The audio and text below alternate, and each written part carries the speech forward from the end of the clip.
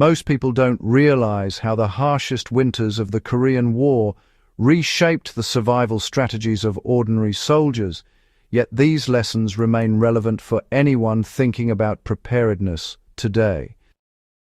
The war was often framed in textbooks as a clash of ideologies, a seesaw of advance and retreat between 1950 and 1953, but the reality on the ground was far less abstract. In the mountains of North Korea, temperatures routinely dropped well below freezing and supply lines were tenuous, leaving troops to confront a constant gnawing threat: the cold. Soldiers improvised constantly, sometimes using scavenged materials from older conflicts. One tool in particular, a simple steel scrap stove originally designed during World War II, proved more reliable than the rationed modern heaters the army occasionally supplied.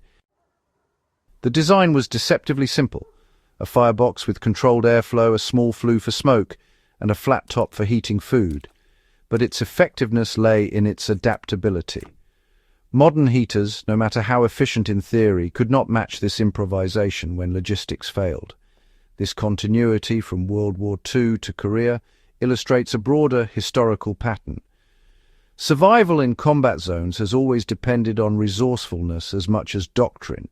Most accounts of the Korean War overlook how improvisation like this directly influenced operational readiness. Commanders were acutely aware that soldiers exposed to extreme cold suffered reduced combat effectiveness. Troops who could not stay warm had slower reflexes, higher rates of illness, and diminished morale. The scrap stove, then, was more than a creature comfort. It was a tactical tool. Units that mastered its use could sustain positions through winter nights when others would falter. Field manuals later incorporated these lessons into cold weather operations, emphasizing redundancy, local sourcing of fuel, and portable heating devices. In other words, a few sheets of steel could shape doctrine in ways most historians rarely emphasize, because the narrative of battle often overshadows the narrative of survival. Learning from the failures of supply-dependent heating systems teaches a timeless lesson in preparedness. Modern heaters, while technologically superior, depend on a continuous supply of electricity or fuel. In Korea, these supplies were frequently interrupted by snow, enemy action, or terrain. Soldiers learned that survival depended on what they could carry, create, or scavenge. Improvised stoves required labor and ingenuity, but they worked when supply lines didn't. Today, for survivalists or historians considering historical lessons for contemporary use, the principle is clear. Reliability often outweighs sophistication. This is why examining the scrap stove is more than a historical curiosity. It's a study in how limitations force human innovation. The social and psychological dimension of the scrap stove was equally important. Sharing a small stove created warmth that was both literal and symbolic. Troops gathered around it not just to eat or thaw clothes, but to maintain cohesion in harsh, isolating conditions. Morale, often underestimated in military history, can determine whether a unit holds a position or retreats. In winter, when exhaustion, frostbite, and hunger threatened to break even experienced soldiers, a small fire became a focal point of survival.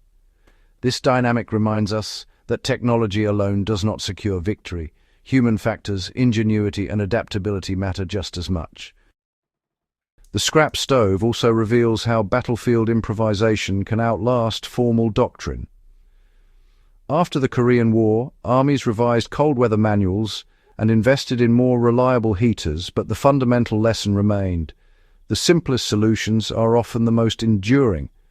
Veteran soldiers who had relied on scavenged steel stoves often taught their replacements these techniques, ensuring continuity of knowledge that formal training could not provide.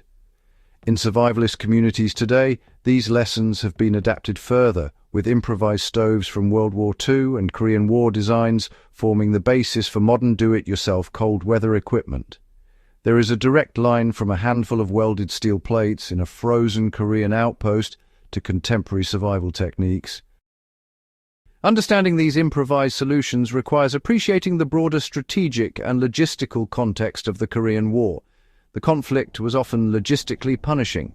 Mountainous terrain, poor infrastructure, and a fluid front meant that conventional supply chains were unreliable. High command could issue orders for modern equipment, but soldiers could not always rely on it arriving. The scrap stove exemplifies a form of tactical resilience, an ability to survive and continue functioning even when the system above fails. This resilience shaped not only individual survival, but the conduct of entire campaigns. The armies that understood and encouraged local improvisation often sustained positions longer than those strictly tied to centralized logistics. These lessons extend beyond military history into broader human preparedness. The scrap stove is a case study in adaptation under constraint, identify available resources, prioritize basic needs, and create a functional solution without waiting for perfection. It illustrates that in extreme environments, survival often depends on action rather than planning alone. For historians, it shows how material culture, objects soldiers created, modified or scavenged, can reveal aspects of wartime experience that battle maps and official reports cannot. Remembering the ingenuity of the past matters because it shapes our understanding of resilience and human experience. The scrap stove is more than a historical artifact. It embodies lessons about problem-solving, endurance, and the intersection of technology and improvisation under pressure. By studying it, we gain insight into the often invisible struggles of soldiers and civilians during wartime. These stories challenge the tendency to focus solely on strategy or politics, reminding us that human survival is at the heart of military history. If this detailed exploration of overlooked wartime innovation resonates with you, subscribe to Backyard Wisdom and share this video. Our goal is to explore history not as a series of battles, but as a series of human choices and adaptations, lessons that remain relevant whether you're studying history or preparing for extreme conditions today.